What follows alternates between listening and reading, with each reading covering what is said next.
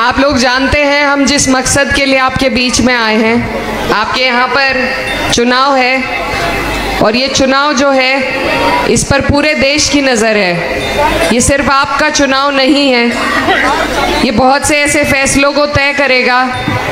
ये ऐसी सरकार को उसकी ज़मीनी हकीकत से वाकिफ़ करेगा जो आज आप पे और हम पर तानाशाही करने का काम कर रही है। तो पूरे देश की नज़र और ख़ास तौर से हम लोग जो उत्तर प्रदेश से आए हैं बहुत उम्मीद लेकर आपके बीच आए हैं, क्योंकि यहाँ पर मुझे जैसा मालूम है कि बहुत से लोग जो यहाँ रहते हैं उनकी जड़ें आज भी उत्तर प्रदेश में बसती हैं। तो आपसे हमारा गहरा ताल्लुक़ है। मैं आपकी बेटी भी हूँ, बहन भी हूँ, और मैं आपको सिर्फ ये कहने आई हूँ कि ये जो भाजपा की सरकार है जो आज तीसरी बार हमारे देश में सरकार बनाए बैठी है और ज़्यादातर सूबों में भी इन्हीं की सरकार है, इन्होंने सिर्फ हमारे देश में जहर बोने के अलावा और कोई काम नहीं किया है। भाई को भाई से लड़ाने के अलावा इन्होंने कोई काम नहीं किया है।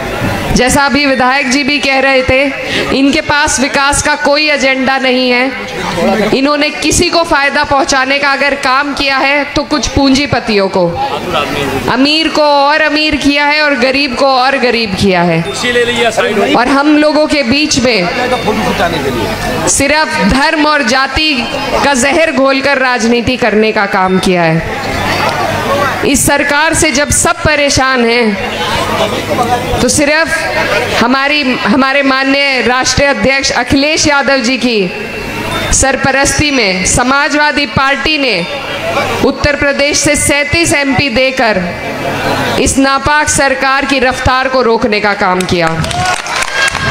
अगर इंडिया गठबंधन में सबसे बड़ा योगदान भाजपा को रोकने का किसी का रहा है तो वो समाजवादी पार्टी का है।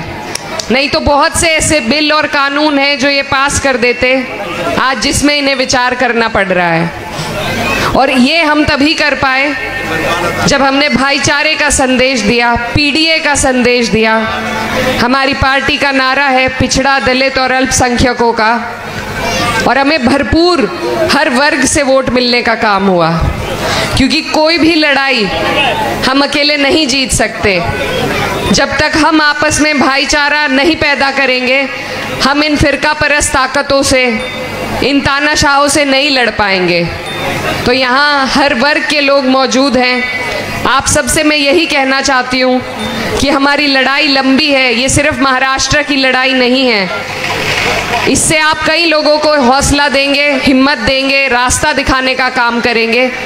और मैं ये कहना चाहती हूँ कि आप इतने खुशकिस्मत लोग हैं कि आपको इतना दमदार आमदार यहाँ से मिला है अबू आसिम साहब के रूप में, जो बहुत शिद्दत से, मेहनत से, ईमानदारी से आपकी लड़ाई लड़ने का काम करते हैं। गोवंडी के जो हाल पहले हुआ करते थे और जो हाल अब हैं, उसमें ज़मीन और आसमान का फ़र्क है। सिर्फ 2 विधायक होने के बावजूद जिस साफ गोई से, जिस जज्बे के साथ वो विधानसभा में आपकी आवाज़ उठाते हैं, तो मैं बस यही कहना चाहती हूँ कि ऐसे व्यक्ति को जिताना आपका, हमारा सबका फ़र्ज़ है। हमारी पार्टी को एक अकेले वाहिद शख्स ने इस सूबे में ज़िंदा रख रखा है। अगर आप उनकी हिम्मत बनेंगे, उनका हौसला बनेंगे, तो वो आपकी लड़ाई इसी तरीके से जज्बे के साथ लड़ते रहेंगे। और आज हमें ऐसे ही लोगों की ज़रूरत है। तो आप सबसे मेरी यही गुजारिश है कि आने वाली 20 तारीख है, साइकिल का हमारा निशान है, और आप अगर हमारे आमदार अबू आसिम साहब को यहाँ से जिताते हैं तो आप लोग महाविकास अघाड़ी की सरकार बनाने के लिए वोट देंगे। तो आप सबसे गुजारिश है, साइकिल का निशान है, अपना एक एक वोट चुन चुन कर आपको साइकिल के निशान पर देना है। बहुत बहुत शुक्रिया, धन्यवाद।